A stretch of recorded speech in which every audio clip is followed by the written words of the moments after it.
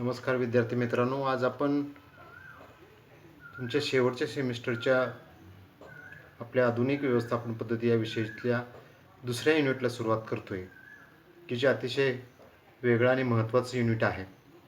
Japanese and Chinese management याचा आपण अभ्यास करतोय. जपानी आणि चिनी व्यवस्थापन याच्यामध्ये आपणाला या टॉपिकच्या अंतर्गत जपानी व्यवस्थापनामध्ये जपान व्यवस्थापन संकल्पना अर्थात प्रस्तावना दोन्ही याची असणार आहे. वैशिष्ट्ये, जपानी व्यवस्थापनाची वैशिष्ट्ये आणि जपानी व्यवस्थापन गुणवत्ता व्यवस्थापनाची 8 महत्त्वाची तंत्रे याचा आपल्याला अभ्यास करायचा आहे. तर चिनी व्यवस्थापनामध्ये आपल्याला संकल्पना, चिनी व्यवस्थापनाची वैशिष्ट्ये, चिनी नेतृत्व शैली, चिनी आणि पाश्चिमात्य व्यवस्थापनातील फरक एवढ्या आपण याचा अभ्यास करणार आहोत. तर एक कोटेशन आहे, मसाकी इमाई म्हणून एक जपानमधले अभ्यासक आहेत, संशोधक आहेत मॅनेजमेंटमधले. जपानी व्यवस्थापन पद्धती ही केवळ त्यांच्याकडे असणाऱ्या चांगल्या व्यवस्थापन पद्धतीमुळेच यशस्वी होतात. आता जापानी management practices succeed simply because they are good management practices, असं त्यांचं स्टेटमेंट आहे. म्हणजे त्यांची व्यवस्थापन पद्धती यशस्वी का होते, तर ती चांगली व्यवस्थापन पद्धती असल्यामुळं यशस्वी होते असं. आता आपण थोडंसं जपानबद्दल माहिती करून घेऊया. जपानचा नकाशा तुम्ही जर बघितला जगाच्या नकाशाच्यामध्ये तर सहजासहजी लक्षात राहत नाही, कारण जवळजवळ 7,000 बेटांनी जपान हा देश बनलेला आहे. आणि छोटी छोटीशी ही बेटं आपल्याला असलेली, म्हणजे संपूर्ण समुद्रामध्ये असणारा हा देश आहे. इसवी सन 2020ची लोकसंख्या म्हणजे मागच्या वर्षीची 12.65 कोटी लोकसंख्या आहे. आणि त्यांचं एकूण क्षेत्रफळ 3,77,800 चौरस किलोमीटर आहे, 864 चौरस किलोमीटर आहे. ते भारताच्या क्षेत्रफळाच्या 1/9 तर अमेरिकेच्या 1/5 आहे. जपानचा GDP जो आहे तो 5,400 अब्ज $US आहे, 2020 आहे हा. आणि GN दरडोई 41,690 $US, हा 2019ची आकडेवारी याच्यामध्ये आहे. जपान हा जो देश आहे हा खूपच वेगळा आहे, कारण तिथल्या लोकांची देशाप्रती असणारी निष्ठा, देशप्रेम, राष्ट्रप्रेम हा सगळ्यात महत्त्वाचा भाग येतो. आता जपान कशासाठी प्रसिद्ध आहे, तर जपान हा देश संगणक, इलेक्ट्रॉनिक्स वस्तू, घड्याळे, वैज्ञानिक उपकरणे आणि रसायने यांची म्हणजे टॉपचा एक्सपोर्टर आहे, अग्रगण्य निर्यातदार आहे असं म्हटलेलं आहे. आणि जपान हा देश सामूहिक वर्तन आणि मूल्य या बाबतीत सर्वश्रेष्ठ समजला जातो. म्हणजे मी एकटा नाही तर आम्ही सर्व हा त्यातला भाग आहे. आणि त्यांची जपानी संस्कृतीमधली जी मूल्य आहेत त्याच्यामुळं तो जपान हा देश सर्वश्रेष्ठ आहे. आता जपानमध्ये घर याचा अर्थ काय होतो, तर समूह होतो, जो लोकांना एकत्र ठेवतो. जसे की कुटुंब, कंपन्या, शाळा इत्यादी ठिकाणी समूहाला अधिक महत्त्व असतं. म्हणजे कोणत्या समूहाचा हा व्यक्ती आहे हे जाणं. आपल्याकडे कसं आहे, व्यक्ती डॉक्टर R.S. साळुंखे हा व्यक्ती लक्षात घेतला जातो नाही, तर इथं साळुंखे परिवार लक्षात घेतला जाईल, त्या परिवाराच्या नावानं ओळखलं जाईल. मग ह्या परंपराचं घराणं जे आहे याची परंपरा काय आहे त्यांचं हे सर्व तिथं लक्षात घेतलं. व्यक्ती म्हणून एखाद्याला ओळखण्याऐवजी समूहाच्या नावानं त्याला ओळखलं जातं. म्हणजे जेथे संबंधित भावना महत्त्वपूर्ण असते आणि कर्मचारी स्वतःच्या नावापेक्षा संस्थेच्या नावानं ओळखला जातो. किर्लोस्कर एम्प्लॉय, तू कोण महत्त्वाचा नाही. प्रत्येकाची उद्दिष्टासाठी असणारी निष्ठा उच्च असते. हे सगळं स्टेटमेंट महत्त्वाचं आहे आणि आपल्या बुद्धीच्या पलीकडचं आहे आपल्या देशातल्या लोकांच्या. आणि हे उद्दिष्ट कुठलं असतं, पहिला देशाचं. आपल्याकडे कसं आहे मी, परत माझं कुटुंब, माझे नातेवाईक, मग माझी गल्ली, माझा गाव, तालुका, जिल्हा, राज्य आणि मग आम्ही देशाला पोचतो. पण त्यांचं उलट आहे, पहिला देश आणि परत मग त्याची कंपनी किंवा त्याचा समूह, दोनच गोष्टी महत्त्वाच्या. त्याचा देश आणि त्याचा समूह, वैयक्तिकचा विषयच नाही. त्यामुळे त्याची निष्ठा ही जी आहे ना, ही कमालीची असते, कमालीची असते. एकदा एक पत्रकार आपले जपानमध्ये रेल्वेने प्रवास करत होते आणि बोगी थोडीशी रिकामीच होती. त्या बोगीमध्ये एक व्यक्ती, तिथलं सीट जरा तुटलेले होतं, तो शेवत होता. मग ह्या पत्रकाराने त्यांना विचारलं, बाबा ते रेल्वेचे कर्मचारी ते करतील ना, तुम्ही का करता? नाही, तुम्ही भारताचे काम, इंडियन विचारलं तर भारताचे, तर तुम्ही हे जर बघितलं तर आमच्या देशाचं नाव खाली होते, आमच्या देशाबद्दलचं तुमचं मत या देशामध्ये अशा प्रकारे. म्हणजे त्या व्यक्तीचा काही संबंध नाही, कारण रेल्वेमधला मेंटेनन्स पाहणं तर रेल्वे डिपार्टमेंटचं काम आहे, पण तो व्यक्ती त्याला लक्षात आल्यानंतर तो ते दुरुस्त करतोय, रिपेअर करतोय, हे किती महत्त्वाचं आहे. असं आपल्याकडे होऊ शकत नाही. उलट आपल्याकडे बोट घालून फाटणार, कारण ते सगळं त्याशिवाय बदलणार नाहीत असं आपण म्हणतो. म्हणजे जास्तच फाडणार, त्याशिवाय ते बदलणार नाहीत असं आपली संकल्पना असते. जपानी समाजाचं वैशिष्ट्य म्हणजे मानवी घटकांना विशेष महत्त्व, किंवा एकमेव असं ते साधनच आहे. माणसाला महत्त्व, मानवी, आमच्याकडं माणसाला कुत्र्यासारखी वागणूक असते, पण त्या ठिकाणी मनुष्याला महत्त्व आहे. मनुष्याचं जीवन महत्त्वाचं समजलं जातं. त्यामुळं तर आज तुम्ही लक्षात घेता, जगातल्या सर्वात जास्त वयस्कर लोक कोणत्या देशात असतील तर ते जपानमध्ये. कारण त्यांची जबरदस्त काळजी त्या ठिकाणचा देश घेत असतो, तो समूह घेत असतो. निरोगी सामाजिक आणि सांस्कृतिक प्रक्रिया, आपल्याकडे समाजामध्ये तड आहे, तेढ निर्माण झालेली आहे, संघर्ष आहे, भांडणं आहे, त्या ठिकाणी तुम्हाला ते पाहायला मिळणार. सांस्कृतिक प्रक्रिया सुद्धा तशीच आहे, आणि त्याला शब्द वापरलाय काय बघा, निरोगी. आणि कार्यरत नातेसंबंध, संबंध कसे आहेत, कार्यरत आहेत, भावनिक नाहीत, माझा मामा, माझा काका, माझा हे नाही, तर कार्यरत आहेत. म्हणजे मी आता आणि मी माझ्या कॉलेजवरचे जे शिक्षक आहेत, हा आमचा नातेसंबंध झाला. माझे सासरे, माझं हे वगैरे नाही. तर माझ्या कॉलेजवर असतात, आमच्या कॉलेजवर असतात, आपल्या कॉलेजवर असणारे सगळे जे आपण, आता तुम्ही सुद्धा त्याचा भाग आला, आपण सगळे नातेवाईक झालो, त्याला महत्त्व आहे. त्याला कार्यरत नातेसंबंध, कंपनीमध्ये काम करणारे सगळे, त्या कंपनीचं एक कुटुंब झालं, समाज झाला तो, आणि त्याच्यामध्ये सुसंवाद असतो. आपल्याकडे कुटुंबामध्येच नसतो, एवढे रक्ताचे नाते असताना सुद्धा नसतो, आणि तिथं बिन रक्ताच्या नात्याचे लोक एकत्र येत असतात.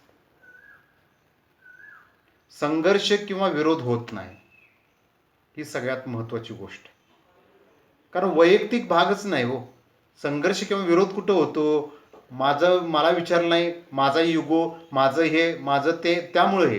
पण इथं समूह आला, आणि समूहातली आपण म्हणतो ना पाची बोटे सारखणार नाही, जपानमध्ये पाची बोटे सारखीच असतात. म्हणजे 5 लोक जर असतील तर 5 समान काम करतील. उलट दुसऱ्याला त्रास होऊ नये म्हणून मी जास्त काम, असं त्या ठिकाणी असतं. अहो, एखादा जर काही सेकंदातला काही भाग जर एखादा लवकर आला तर तो गाडी त्याची पार्क आतमध्ये लावतो, की बाहेरचा जर एक काही फ्रॅक्शनमध्ये लेट आला तर त्याला तिथं लावता यावं. पण आम्ही आमच्या पार्किंगमध्ये पहिला तोंडाला लावतो, बागचे उशिरा येणारा आत जाऊन लावायचं. आमचे अडथळा होतो हा विषय वेगळाच. हे साध्या किती छोट्या छोट्या गोष्टीत त्यांची, कुठल्याही गोष्टीत लाईन लावून घेतली जाते, लाईन लावून घेतली, आणि वयस्कर मनुष्य आला तर त्याला पुढं लाईनमध्ये पास केलं जातं. तो पुढचा मनुष्य आपोआप मागे येऊन उभा राहतो, तरुण. आणि तुम्ही तरुण काय करता, म्हाताऱ्यांना ढकलून पुढे जाता. आपल्या देशातली पण आपलं वाईट आहे असं मला म्हणायचं नाही, पण त्यांचं श्रेष्ठ आहे हे मानलंच पाहिजे आपलं. जपानी लोक जे काही करतात त्यामध्ये पूर्ण व्यावसायिकतेसाठी प्रयत्न करतात, पूर्ण व्यवसाय. 100% प्रोफेशनलिझम असतो. कोणतंही कार्य गांभीर्याने घेतलं जातं आणि अत्यंत काळजीपूर्वक पार पाडलं जातं. हे स्टेटमेंटसुद्धा मागाच्या स्टेटमेंटपेक्षाही खूप महत्त्वाचं. सर्वांनी परिपूर्णता मिळावी, म्हणजे सर्व गोष्टीला परिपूर्णता मिळावी अशी अपेक्षा असते. म्हणजे अर्धवट कोणतीही गोष्ट सोडली जात नाही, ती पूर्णपणे पूर्ण केली जाते, हे लक्षात घेतलं पाहिजे. आता त्यांचा जो धर्म आहे तो जैन बौद्ध धर्म आहे आणि त्यांची काही मूल्य आहेत, त्यांचा दृष्टिकोन आहे तो त्यांना प्रोत्साहित करतो. झेन मंदिरे आहेत. आपल्याकडे मारुती सुझुकी होतं, झेन गाडी आली होती झेन मारुती सुझुकीचं. म्हणजे आपल्याकडचं मारुती देवस्थान आणि त्यांच्याकडचं ते जैन, असं ते कॉम्बिनेशन. उच्च गुणवत्तेची प्राप्ती ही या समर्पित पद्धतीची अभिव्यक्ती आहे. वाक्य अवघड आहे, अर्थ खूप सोपा आहे. तुम्हाला हाय क्वालिटी कधी मिळेल तर तुमची समर्पित वृत्ती जी आहे ती महत्त्वाची. अभिव्यक्ती त्याला शब्द वापर. प्रत्येकाची अभिव्यक्ती म्हणजे स्वतःची, स्वयं. व्यावसायिकता आणि परिपूर्णतेचा शोध, दोन्ही शब्द लक्षात घ्या. प्रोफेशनलिझम म्हणजे व्यावसायिकता महत्त्वाची आहे आणि परिपूर्णतेचा शोध, कुठलीही गोष्ट कशी 100% परफेक्ट पूर्ण करायची याचा शोध लागावा म्हणून त्याला शिक्षण दिलं जातं. शिक्षणाचा तो भाग असतो. आमच्याकडे शिक्षण आणि प्रशिक्षण ट्रेनिंग म्हणजे फारच असतो. मनापासून ते दिलं जात नाही आणि घेतलंही जात नाही.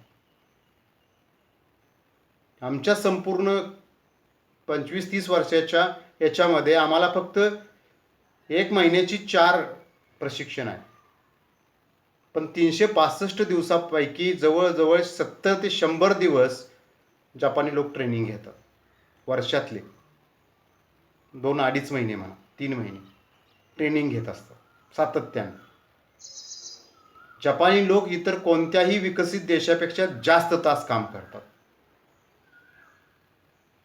जगात उगीच महासत्ता बनलेली नाहीत, जास्त तास काम. आमच्याकडे काम टाळण्याची, कमी तासात काम करण्याची प्रवृत्ती आहे. लोकांनी आपला काही वेळ या समाजकार्यात व्यस्त करावा अशी अपेक्षा असते. सगळ्यांनी करावा. ह्या गोष्टी याच्यामध्ये खूप महत्त्वाच्या मानलेल्या आहेत, हे लक्षात घ्या. आता संकल्पना जी आहे जपानी व्यवस्थापन, जपान देशाबद्दल आपण बघितलं. जपान हा देश आशिया खंडातील पूर्वेकडील एक छोटासा देश आहे. भूकंप, सुनामी, ज्वालामुखी, ज्वलंत स्वरूपाचे ज्वालामुखी तुम्हाला जपानमध्ये बघाल. अनिश्चित हवामान, खनिज व कृषी संपत्तीचा तुटवडा, डोंगराळ बेटांच्या रांगा इत्यादी अत्यंत प्रतिकूल परिस्थितीमध्ये हा जपान देश असलेला पाहायला मिळतो. आणि त्याचबरोबरीनं प्रदीर्घ स्वरूपामध्ये दीर्घ कालावधीपासून अंतर्गत युद्ध आणि दुसऱ्या महायुद्धामध्ये बेचिराग झालेला देश. पण जपाननं राखेतून भरारी घेणाऱ्या फिनिक्स पक्षाप्रमाणे अतिशय गतीने प्रगती साधलेली आपल्याला दिसते. आणि त्याची महत्त्वाची कारणं म्हणजे त्यांच्यातील जबरदस्त संघभावना, राष्ट्रप्रेम, परिश्रम करण्याची तयारी, एकमेकाबद्दल असणारा आदर, आज्ञापालन म्हणजे ऑर्डर पालन, समूह भावना, झेन तत्वज्ञान ही त्यांची वैशिष्ट्य आहे. ही प्रत्येक व्यक्तीमध्ये ह्या सगळ्या गोष्टी असतात. संघभावना असते, टीमवर्क, कलेक्टिव्ह वर्क. आता जपान हा देशानं पूर्वी कृषीप्रधान होता. 19व्या शतकाच्या शेवटी मेजी नावाचं घराणं सत्तेवर आल्यानंतर नवीन तंत्रज्ञान वापरास सुरुवात झाली. कारण इथूनच खरा चेंज व्हायला सुरुवात झाली. त्यामुळं औद्योगिकरणाला एक नवी दिशा प्राप्त झाली. जपानी उद्योग व्यवसायाने नवनवीन तंत्र आणि पद्धती वापरण्यास सुरुवात केली. आणि त्यामुळेच काय आहे, तर औद्योगिक उत्पादन मोठ्या प्रमाणावरती त्यांच्या देशामध्ये वाढलेलं आपल्याला दिसतं. दुसऱ्या महायुद्धानंतर जपानची अर्थव्यवस्था पूर्णपणे कोलमडलेली होती, कारण दोन मोठ्या शहरावरती अमेरिकेने बॉम्ब टाकलेले होते, आपल्याला माहिती आहे. परंतु अर्थव्यवस्थेची पुनर्बांधणी करण्यासाठी केलेले प्रयत्न आणि त्यातून आत्मसात केलेली विविध तंत्र प्रणाली खूपच यशस्वी ठरली. आणि अर्थात हे आपल्याला थोडासा अभ्यास आम्ही त्याच्यातला कमी केला. पूर्वी हा जुना भाग होता की याच्यामध्ये क्वालिटी कंट्रोल मॅनेजमेंटमध्ये एडवर्ड डेमिंग आणि जोसेफ जुरान नावाचे अमेरिकेचे दोन शास्त्रज्ञ दुसऱ्या महायुद्धानंतर जपाननं त्यांना किती लोक जिवंत राहिले हे जपान अमेरिकेतूनच बोलवून घेतलं होतं आणि त्यांना ते काम सांगितलं होतं जनगणना करण्याचं. पण तेच पुढं जपानच्या गुणवत्ता जी काही जपानमध्ये गुणवत्ता निर्माण झाली, क्वालिटी निर्माण झाली, त्याचे जनक समजले गेले. म्हणजे त्यांना बोलवलं जनगणनेसाठी, पण त्यांचा उपयोग करून घेतला क्वालिटी मेंटेन करण्यासाठी, क्वालिटी सुधारण्यासाठी, क्वालिटी इम्प्रूव्हमेंटसाठी, क्वालिटी कंट्रोलसाठी, क्वालिटी क्रिएशनसाठी. आणि मग हा साधारणतः 1919 वगैरे 20चा भाग असेल. पण तिथनं एक 25-30 वर्षामध्ये आपण मगाशी बघितल्यापासून फिनिक्स पक्षाप्रमाणे त्याने भरारी घेतली आणि 1950 नंतर जपानची आर्थिक आणि औद्योगिक जी सुधारणा आहे याची खूपच गती वाढलेली आपल्याला दिसली. आणि त्या काळात तर जपाननं अमेरिकन आणि युरोपियन राष्ट्रांची मक्तेदारी नष्ट करताना आपली अर्थव्यवस्था जगामध्ये अव्वल बनवली आणि त्याचं श्रेय केवळ आणि केवळ जपानी व्यवस्थापनाला झालं. जपानी व्यवस्थापन हे अमेरिकन आणि युरोपियन व्यवस्थापनापेक्षा खूप वेगळं आहे. बाकीचा आता आपण जे अभ्यासतोय ना ते अमेरिकन आणि युरोपियन आहे. आता जपानच्या व्यवस्थापनाचा तुम्हाला अभ्यास होणार आहे, माहिती होणार आहे, ओळख होणार आहे थोडीशी.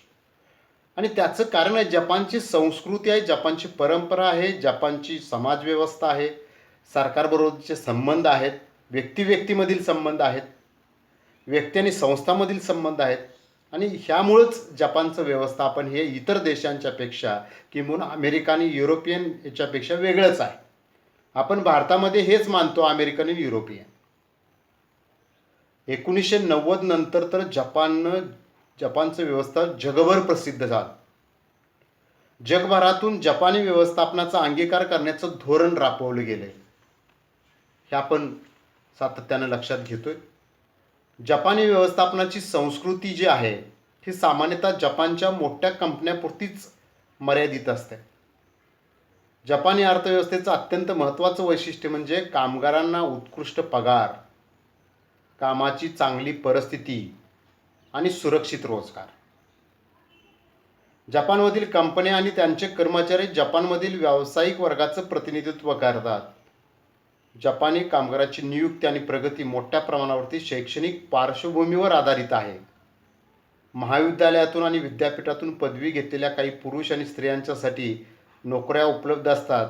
ज्यांना अशा उच्च दर्जाच्या महाविद्यालयात प्रवेश मिळतो त्यांना खात्रीशीर नोकरी प्राप्त होते. ज्या विद्यार्थ्यांना उच्च दर्जाच्या महाविद्यालयामध्ये प्रवेश मिळत नाही त्यांना मोठ्या कंपन्यात काम करण्याची संधी क्वचितच मिळते. त्याऐवजी त्यांना छोट्या मध्यम आकाराच्या कंपन्यात पद मिळवावे लागते, जे तुलनात्मक लाभ आणि प्रतिष्ठा देऊ शकत नाही. थोडक्यात एखाद्याच्या शिक्षणाची गुणवत्ता आणि सर्वात महत्त्वाचे म्हणजे महाविद्यालयातील उपस्थिती होय, एखाद्या व्यक्तीच्या कारकिर्दीत निर्णायक भूमिका बजावते. म्हणजे महाविद्यालयीन शिक्षण, शाळेतलं शिक्षण किती महत्त्वाचं आहे हे जपानच्या तुम्ही याच्यावरती बघा. कारण त्याचं पुढचं संपूर्ण करिअर ह्याच कोणत्या महाविद्यालयात त्याला ॲडमिशन मिळालं त्याच्यावर त्याच्या पुढच्या नोकऱ्या फिक्स असतात. जपानी लोक जे काही करतात त्यामध्ये पूर्ण व्यावसायिकतेसाठी प्रयत्न करतात. कोणतंही कार्य गांभीर्याने घेतलं जातं, साधारणपणे काळजीपूर्वक ते पूर्ण केलं जातं.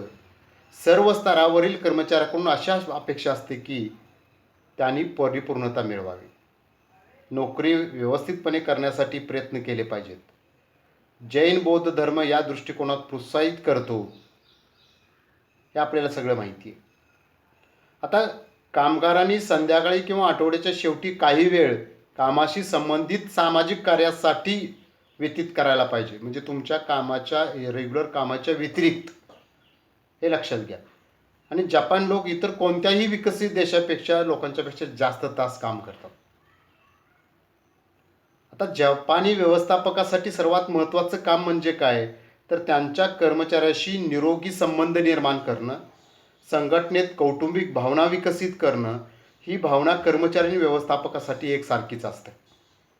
आम्ही अशी परिस्थिती निर्माण करण्याचा प्रयत्न करू की जेथे लोक एकसंघपणे एकत्रितपणे कार्यसंघ भावनेने आणि त्यांच्या अंतःकरण इच्छेप्रमाणे तांत्रिक क्षमतेनुसार कार्य करू शकतात. अशी परिस्थिती निर्माण करण्याचं काम कोणाचं आहे, तर व्यवस्थापकाचं आहे. विद्यार्थी मित्रांनो, आपण एक छोटासा व्हिडिओ पाहूया.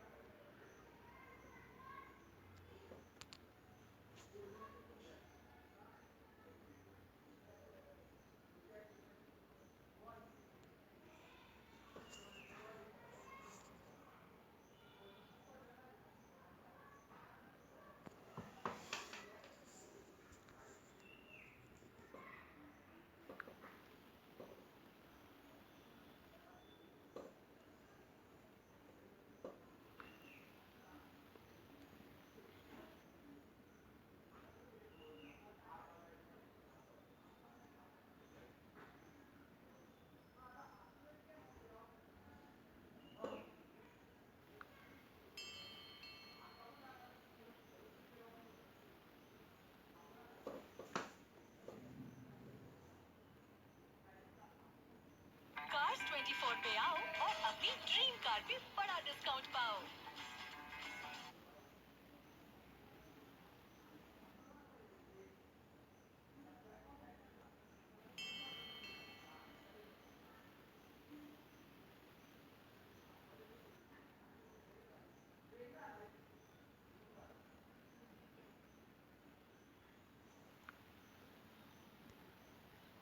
आपका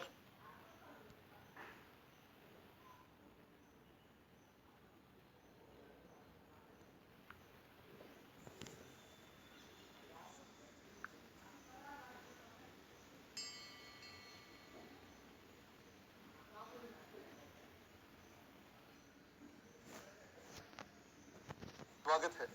मैं विवेक बिंद्रा, मोटिवेशनल स्पीकर और बिजनेस कोच। आज की बात जापान पे करूंगा। जापान आज दुनिया की तीसरी सबसे पावरफुल इकोनॉमी बन गया है। मैं इसके थोड़े हिस्ट्री से आपको आराम आराम से आज लेके जाऊंगा। 400-500 साल की अगर इसकी पीछे की बात करें तो सामुराइज को छोड़ के आगे निकले तो 200 साल पीछे के बड़े इंपॉर्टेंट थे, जो शोगुन एरा था। लगभग 1650 से 1850 तक ये 200 साल जापान पूरी तरह आइसोलेटेड था। यहाँ पे अलग अलग फ्यूडल लॉर्ड हुआ करते थे। फ्यूडल लॉर्ड क्या होते हैं? वो जागीरदार और जमींदार नहीं होते। ऐसा छोटा छोटा पूरा जापान डिवाइडेड था। तो जापान में कोई एक लीगल सिस्टम नहीं था, कोई एक फॉरेन पॉलिसी नहीं थी, कोई क्रॉस बॉर्डर ट्रेड करने के अरेंजमेंट नहीं थे, अंदर इनकी डेमोक्रेसी नहीं थी, कोई एक बड़ा प्रधानमंत्री नहीं था, एक कॉमन लीडर नहीं था, जिसके कारण जापान बटा हुआ था, आपस में अंदर और पूरी दुनिया से भी अलग थलग पड़ गया। शोगुन एरा को खत्म किया गया, आपस की जनता ने वहां उखाड़ के फेंका। तब उसके बाद आया इनका मेजी एरा। ये 40 बड़े पीसफुल साल रहे इनके। मेजी एरा में आते ही सबसे पहला काम इन्होंने क्या किया, वहां के फ्यूडल लॉर्ड्स को खत्म किया। जो इनके जागीरदार जमींदार थे, जिन्होंने पूरे देश को डिवाइड किया हुआ था टुकड़ों टुकड़ों के अंदर, उनको खत्म करके एक कॉमन एस्टैब्लिशमेंट लाके जापान में बिल्ड करी। क्या किया? पहले तो इलेक्टेड पार्लियामेंट लेकर के आए, डेमोक्रेसी खड़ी करी, एक ऐसी गवर्नमेंट तैयार करी जिसने कॉमन टैक्स सिस्टम बना लिए। क्योंकि पहले जागीरदार जमींदार पूरे जापान में अपने अपने हिसाब से टैक्स लेते थे, कोई अनाज ले लेता था, कोई चावल ले लेता था। इन्होंने उसको एक्चुअल कॉमन सिस्टम बिल्ड किया। उसके बाद इन्होंने सड़कें बिल्ड करनी शुरू करी, मैन्युफैक्चरिंग सेक्टर बनाने शुरू किए, एजुकेशन पे बहुत पैसा लगाया, एक कॉमन आर्मी तैयार करी। पहले सबकी अपनी अपनी आर्मी थी, मिलिट्री लीडर लीड किया करते थे, अब एक आर्मी कॉमन पूरे देश की हो गई। अपने फॉरेन ट्रेड को मजबूत किया, लीगल सिस्टम्स को इतना स्ट्रांग बनाया कि अब दुनिया भर इनके साथ बिजनेस करने को तैयार हो गई। अब खास तौर से उन्होंने अपने मॉरल एजुकेशन पे बहुत ध्यान दिया, एक एक बच्चे को सिखा दिया कि देश के लिए काम करना है। मॉरल कैरेक्टर और इंटेग्रिटी जापानियों में सबसे ज्यादा है साहब। यहाँ पे इन्होंने अपने को इतना मजबूत कर लिया कि 1905 आते आते दुनिया की सबसे बड़ी पावर उस समय थी रशिया, इन्होंने रशिया को जाके हरा दिया। अब क्या है, इनके पास ना अपने देश के अंदर नेचुरल रिसोर्सेज नहीं थे। जैसे स्टील चाहिए मैन्युफैक्चरिंग सेटअप के लिए, और कुछ चाहिए, सोना चाहिए, बहुत आइटम, कोल वोल, कितना कुछ चाहिए रहता है, खदाने खाने इनके पास है नहीं, तो इन्होंने जाके दूसरे देशों में अटैक करना शुरू कर दिया। इनके कॉलोनियल एम्बिशंस बड़े हो गए, तो जापान अपने छोटे से देश से बाहर निकला अपनी आर्मी लेके, अभी इसको जीत लें उसको जीत लें, वर्ल्ड वॉर 1 में लड़ने लगे। वर्ल्ड वॉर 1 में लड़ते लड़ते थोड़ी काफी तकलीफें इनको आई, खड़े हुए वर्ल्ड वॉर 2 में पर्ल हार्बर पे अटैक किया। वो जो 1941 में उन्होंने जाके अमेरिका पे अटैक कर दिया ना, वो बड़ा गलत हुआ, क्योंकि जिसने ट्रिगर किया बाद में अमेरिकन को हिरोशिमा नागासाकी पे फेंकने के लिए। अमेरिका उस समय अपना आधिपत्य स्थापित करना चाहता था पूरी दुनिया में। अमेरिका उस समय इंटरनेशनली अपने आप को पावरफुल बनाना चाहता था, और तब उसको मौका मिला वहां पे जाकर, उसने देखा कि जापान पे जाकर के फोड़ दो, और वहीं पे उस समय, क्योंकि ये न्यूक्लियर पावर उस समय अकेले ही देशों में था न्यूक्लियर पावर, वहां से एक्चुअली जापान की बहुत बुरी हालत हुई। एक फेंका, उसके बाद दूसरा और फेंका, ये अगस्त में आते आते सेकेंड वीक तक जापान ने पूरी तरह अमेरिका को सरेंडर कर दिया था उन दिनों। बोला कि भैया देखो अनकंडीशनल सरेंडर है, तुम जो चाहो हमसे करा लो। क्योंकि अमेरिका ने इतना बुरा हाल किया, तो अमेरिका वापस आया इनके पास, आके ट्रीटी साइन कर लिया, देखो हम तुम्हें माफ कर देंगे, लेकिन तुम क्या करो, इस समय अपनी आर्मी बिल्ड नहीं करोगे। एक ऐसा ट्रीटी आर्टिकल 9 इनके साथ साइन कराया कि तुम अब आर्मी तैयार नहीं, आर्मी पे इन्वेस्ट नहीं करोगे, हम तुमको सुरक्षा देंगे, जब कहीं इंटरनेशनल झगड़ा होगा हम तुम पे पैसा लगाएंगे, हम तुम्हारे साथ में तुम्हें आर्मी एम्यूनेशन सारा सपोर्ट क्रिएट करके देंगे। जापान ने बोला ठीक है जी, नहीं करते। तब तक इनकी आर्मी लीडरशिप, इनकी मिलिट्री लीडरशिप बहुत स्ट्रांग थी, क्योंकि इनके वो जो कॉलोनियल एम्बिशन थे ना, मैं हर देश को जीतता जाऊं। जापान में डीमिलिटराइजेशन पूरी तरह एस्टैब्लिश हो गया, अब मिलिट्री पे पैसा लगाना नहीं। तो जो सबसे बुद्धिमान लोग थे उनको जापानीज सरकार ने बोला कि तुम जो है बिजनेस पे फोकस करो। उधर उस समय एडवर्सिटी को अपॉर्चुनिटी बनाया, जो लोग स्ट्रांगली मेंटल हो रहे थे वो मेंटली स्ट्रांग हो गए, जिनका होपलेस एंड था एंडलेस होप बिल्ड कर दिया। हिरोशिमा नागासाकी में नुकसान इतना हुआ कि आज तक लोग अंधे, लंगड़े, गूंगे पैदा होते रहे हैं वहां पे। क्षमा चाहता हूं कठोर शब्द मैं जानता हूं, लेकिन इतनी तकलीफें रही, उसके कारण ये लोग रुके नहीं वहां पे। अपने देशवासियों को बताते थे कि तुम सब एशियन से ज्यादा पावरफुल हो, तुम सब गोरों को भी हरा सकते हो, उखाड़ सकते हो। लोगों को वापस खड़ा किया। अच्छा, उस समय पे इसूजू, निसान और टोयोटा, ये सारी वो जापानीज गाड़ियां बनाने वाली कंपनी थी जो मिलिट्री को अपने प्रोडक्ट्स दिया करती थी, सप्लाई किया करती थी। सोनी उस समय तक वो दूरबीन बनाती थी, उसने कैमरा बनाने शुरू कर दिए। ये जो मिलिट्री को ट्रक और बड़ी गाड़ियां दिया करते थे, उन्होंने कमर्शियल गाड़ियां, पैसेंजर गाड़ियां बनानी शुरू कर दी। और वही बुद्धिमान लोग जो आर्मी में थे और जो कर्मठ और मेहनती डिसिप्लिन लोग थे, वो सबके सब अब बिजनेस में आ गए। वो सब दुनिया की सबसे प्रोडक्टिव लेबर आई क्यों? क्योंकि वो आर्मी से आई थी। दुनिया के सबसे ज्यादा एफिशिएंट लेबर कैसे मिली जापान को? क्योंकि वो जापान की आर्मी से निकल के आई थी। और ये लोगों ने अब उस पूरे के पूरे फोकस को बिजनेस के अंदर डाल दिया। आप और मैं आसानी से इस वीडियो को देख रहे हैं, पर ये आसान नहीं है। 20 साल के अंदर टोक्यो ओलंपिक्स, आज भारत को स्वतंत्र हुए लगभग 72 साल हो गए, आज तक ओलंपिक्स का सपना नहीं हुआ। एक एशियन गेम्स, उसके बाद कॉमनवेल्थ गेम्स, CWG के घोटाले सब जानते हैं। लेकिन जापानी लोग इतना तेज बाउंस बैक करते हैं, यही बुद्धि चकरा जाती है इस बात को समझने पे। इनके देश में ना रिस्क एवर्स हैं ये लोग। रिस्क एवर्स का मतलब क्या हुआ? किसी भी आदमी से मिलो, कहता है गलती नहीं करनी, रिस्क नहीं लेंगे किसी भी चीज में। क्यों नहीं करनी है गलती? क्योंकि बार बार तूफान आता है, कभी इनके यहाँ पे सुनामी आ जाएगा, कभी अर्थक्वेक आ जाएंगे। ऐसे ऐसे अर्थक्वेक ये झेलते हैं कि इनका जो छोटा मोटा अर्थक्वेक इंडिया में आ गया तो यहाँ तो कहीं बिल्डिंग खत्म हो जाएंगी। ये आपदा विपदा से निपटने के लिए अपने आप को बड़ा मजबूत बनाया है। गलती नहीं करनी, गलती नहीं करनी, गलती, क्वालिटी मूवमेंट चालू कर दी। दुनिया में मैन्युफैक्चरिंग के अंदर क्वालिटी सर्कल सारे जापान ने दिए। गलती नहीं करनी, गलती नहीं, परफेक्शन की आदत है। 9.9 आउट ऑफ 10 का मतलब है इनके लिए 0 आउट ऑफ 10। मेरी बात समझ रहे हैं? पार्ट पर मिलियन, एक मिलियन प्रोडक्ट बनाएंगे अपनी असेंबली लाइन में, मैन्युफैक्चरिंग में गलती नहीं करनी, गलती नहीं करनी। क्वालिटी सर्कल इनके दिमाग में घुस गया, अब कोई गलती नहीं करनी। वो गलती ना करने के चक्कर में ये परफेक्शन के नजदीक आ गए। क्वालिटी, ड्यूरेबिलिटी, रिलायबिलिटी, पूरी दुनिया में जापान का नाम हो गया। दुनिया में सबसे पहले काइजन जापान तो लेकर के आया। 6 sigma, kaizen, 5S, पोकायोके, TQM, total quality management, total productivity management, ये सारे मैन्युफैक्चरिंग के टूल टोयोटा से चालू हुए। गलती नहीं करनी, ये परफेक्शन की इनको आदत पड़ गई है। कल का रिकॉर्ड आज तोड़ दूंगा। मेरा वीडियो देखा था आपने, आज तक इतना अच्छा किया, उससे अब अच्छा करके दिखाएंगे। कल का रिकॉर्ड मैं इतनी दूर आया हूं यहाँ रहने के लिए नहीं, और आगे जाने के लिए। अमेरिकन प्रोडक्ट से प्रेम करते लेकिन यूज जापानीज प्रोडक्ट करते थे। चाइनीज प्रोडक्ट दुनिया में बेचते हैं लेकिन यूज जापानीज प्रोडक्ट करते हैं। जर्मन अपने प्रोडक्ट पर नाज करते हैं लेकिन यूज जापानीज प्रोडक्ट करते हैं, क्योंकि जापानीज प्रोडक्ट में गलती ना होने के कारण ये जो पार्ट्स पर मिलियन तक पहुंचना, ये इनकी कमिटमेंट दिमाग में घुस गया है। परफेक्शन। आपके मन में जरूर आता होगा कि ये बाउंस बैक इतनी तेज किया कैसे। देखिए ये ना आप थोड़ा समझिए, वर्ल्ड वॉर 1 और 2 के बाद जापान को एक्सपीरियंस बहुत हो गया था। ये ग्लोबल मार्केट को समझने लगा था। वो एक नया एरा चल रहा था उस समय कोल्ड वॉर का। और किसका कोल्ड वॉर था? कैपिटलिस्ट और कम्युनिस्ट कंट्री का। अमेरिका कैपिटलिस्ट पूंजीवादी देश था और ये कम्युनिस्ट जो दूसरे समाजवादी टाइप जितने देश होते हैं। उस समय रशिया बहुत तेज था। सेंट्रल एशिया से लेके रशिया और उसके बाद चाइना, इधर नॉर्थ कोरिया, पूरी बेल्ट रशिया ने अपने साथ जोड़ रखी थी। और इधर इसको मालूम था कि कैपिटलिस्ट कंट्री के पास एक बहुत बड़ा मार्केट है जहां पे एक्सपैंड किया। जापान ने वही अमेरिका का साथ देना ठीक समझा।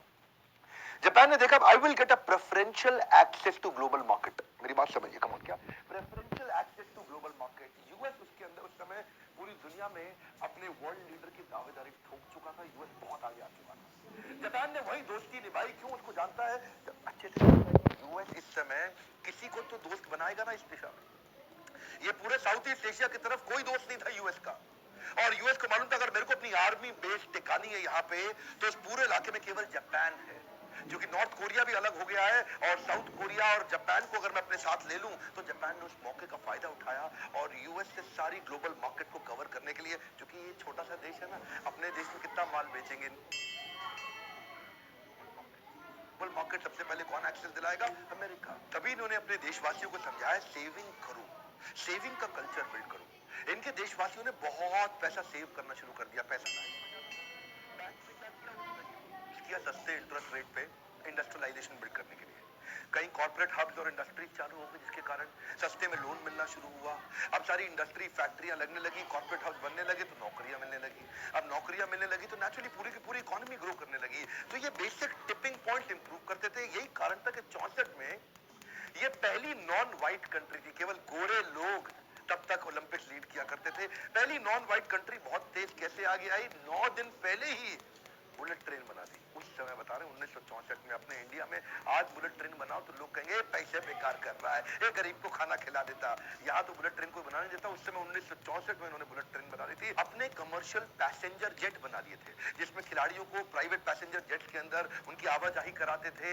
इन लोगों ने ना शुरू से ही तेज आगे बढ़ने के लिए morality, character, ethics, values, integrity, इस पे बहुत काम कराया। इतने पंक्चुअल होते ना जापानीज लोग, उनके लिए 1 सेकंड लेट होना जीने मरने जैसी बात हो जाती है। ऑन एन एवरेज एक ट्रेन जापान के अंदर, सुनिएगा आपसे बता रहा हूँ, 6.5 सेकंड साल में लेट होती है मैक्सिमम।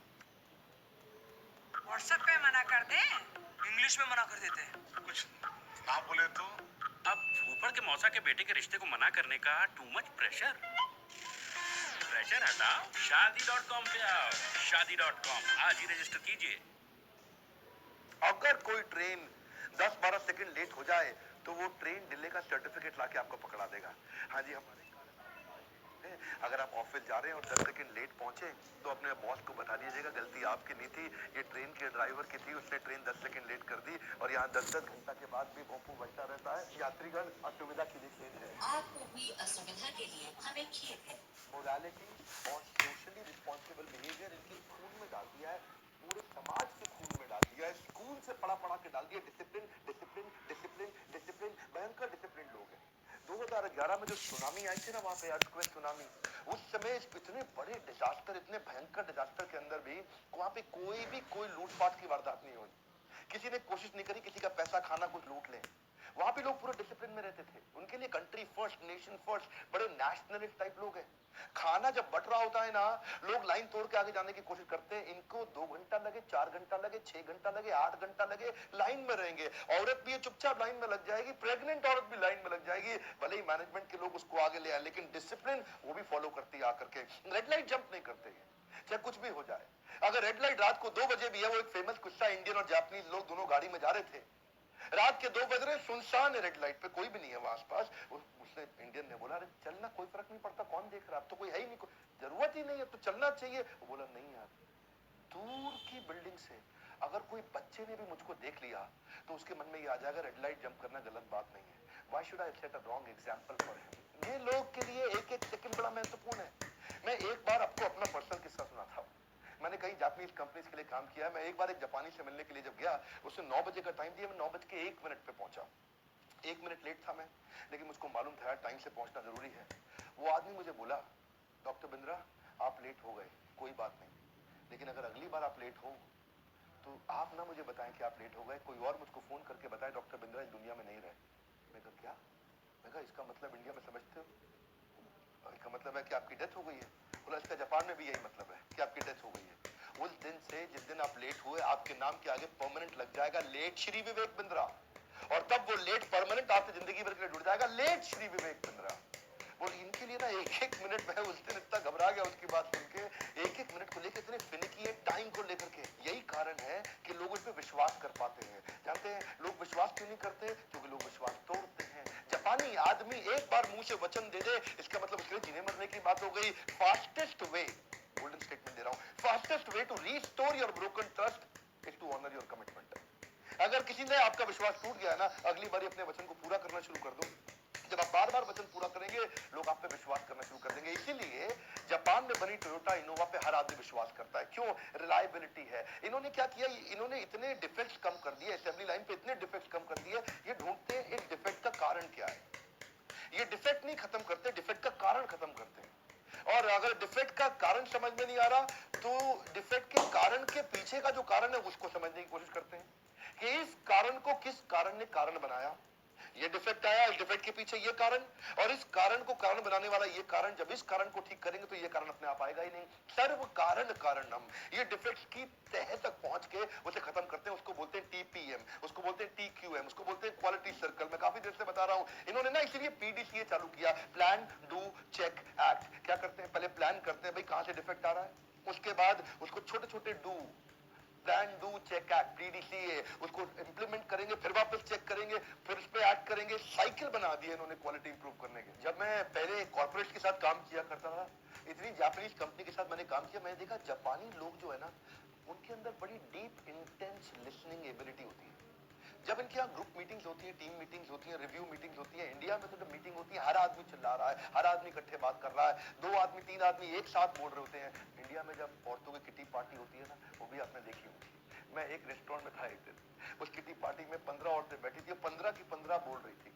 मैं सोच रहा था सुन कौन रहा है, लेकिन जापानी आदमी को आप देखेंगे ना मीटिंग में, यहाँ पे जब एक आदमी बोल रहा है बाकी सब ध्यान से सुनते हैं, नोट्स बनाते हैं उनकी बात को। उनको पता है अगर टाइम वेस्ट हो रहा है फिर भी सुनेंगे, क्योंकि ये उनके कल्चर में है। ये डिग्निटी ऑफ वर्क, ये भी उनको बचपन से सिखा दिया जाता है कल्चर के अंदर। बच्चों से स्कूल के अंदर बर्तन भी साफ कराए जाते हैं, उनसे बाथरूम, उनसे उनकी क्लासरूम भी साफ कराई जाती है, सब्जी उगाना सिखाया जाता है। जब वो खुद सब्जी उगा करके खाता है ना, तो वो खाना वेस्ट नहीं करता। और यही सब दिखाई पड़ता है इनके इंडस्ट्रियल रेवोल्यूशन के बाद से लेकर के आज तक। ओवरऑल इक्विपमेंट एफिशिएंसी, आप देखिएगा इनकी फैक्ट्री में हर इक्विपमेंट पूरी एफिशिएंसी पे काम करता है, जस्ट इन टाइम। इनका प्रोडक्ट कभी डिले नहीं होगा, इसलिए इनकी इन्वेंट्री ब्लॉक नहीं होती। ये नहीं कि फालतू बना के रख दिया, इन्वेंट्री ब्लॉक हो गई तो हाथ में कैश ही नहीं आ रहा क्योंकि सारा पैसा इन्वेंट्री में लग गया। बिल्कुल नहीं, ये शुरू से इन चीजों को लेकर के सजग है। ये आज एक और बोनस आपके लिए, एवरीथिंग अबाउट एंटरप्रेन्योरशिप के प्रोग्राम के बारे में आप जानकारी ले चुके हैं। 1500 रुपए महीने में, ऐतिहासिक, अद्भुत, दुनिया का मोस्ट अफोर्डेबल प्रोग्राम। इससे कम पैसों के अंदर इससे पावरफुल प्रोग्राम दुनिया में कोई नहीं दे सकता। क्यों जानते हैं? मेरे साथ में मिलके आपको ट्रेनिंग कौन देंगे? फोर्ड मोटर्स के global chairman mister Alfred Ford, जो हेनरी फोर्ड के पोते हैं, वो हमारे साथ जुड़ चुके हैं इस प्रोग्राम में। वो आपको ट्रेन करेंगे। आरओ में हमारे देश में नंबर 1 केंट है, तो केंट आरओ के चेयरमैन मिस्टर महेश गुप्ता हमारे साथ जुड़ चुके हैं, वो आपकी ट्रेनिंग करेंगे। मोबाइल में नंबर 1 शाओमी है, तो शाओमी के इस समय सीईओ मनु जैन आपकी ट्रेनिंग करेंगे मेरे साथ मिलकर के। बजाज कैपिटल के चेयरमैन खुद संजीव बजाज मिलकर मेरे साथ आपकी ट्रेनिंग करेंगे। पैकर मूवर्स में अग्रवाल पैकर मूवर्स सबसे बड़े मिस्टर रमेश अग्रवाल मेरे साथ आपकी ट्रेनिंग करेंगे। डॉक्टर्स में डॉक्टर देवी शेट्टी, पद्मश्री पद्म भूषण हमारे साथ मिलकर आपको सिखाएंगे। डॉक्टर अरविंद लाल पैथ लैब से आपको हमारे साथ मिलकर सिखाएंगे। हमारे देश का नंबर 1 सर्कुलेटिंग न्यूज़पेपर है दैनिक भास्कर, उसके मैनेजिंग डायरेक्टर गिरीश अग्रवाल मेरे साथ मिलकर आपकी ट्रेनिंग करेंगे। एक बात बता रहा हूँ आपको, ये दुनिया में पहली बार हुआ है कि इतना बड़ा महाकुंभ तैयार हुआ है जहाँ करोड़पति अरबपति लोग आपके साथ प्रोफेसर बनके आपको ट्रेन करेंगे। मेरे वीडियोस के अलावा ये सब लोग जुड़े हुए हैं मेरे साथ में। इसी नंबर पे फोन करके चेक करिए कि और कौन कौन से एंटरप्रेन्योर और कौन कौन से अरबपति मेरे साथ में प्रोफेसर है जो आपको सिखाएंगे। और हाँ, स्टूडेंट के लिए 750 रुपए महीना, एंटरप्रेन्योर के लिए 1500 रुपए महीना। एक बात तो पक्की है, देश को बदलने की मैंने ठान ली। मेरे साथ जुड़े रहने के लिए, हर बार वीडियोस को लाइक करके चैनल को सब्सक्राइब करने और करवाने के लिए आप सबका प्रेम पूर्वक दिल से बहुत बहुत धन्यवाद।